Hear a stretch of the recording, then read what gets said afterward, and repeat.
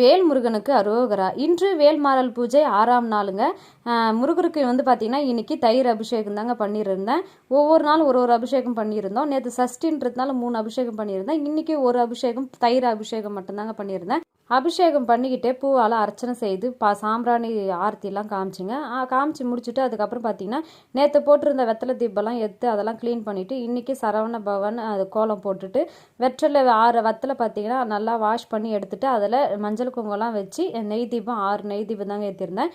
இன்றைக்கி வெத்தலை தீபத்தில் சென்டர் பார்த்திங்கன்னா நம்மளுடைய குட்டி முருகர் தாங்க வச்சுருந்தேன்.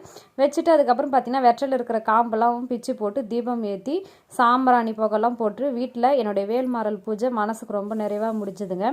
வேல் உண்டு வினை இல்லை, மயில் உண்டு பயம் இல்லை. வெற்றிவேல் முருகனுக்கு அரோகரா. வீரவேல் முருகனுக்கு அரோகரா. ஞானவேல் முருகனுக்கு அரோகரா.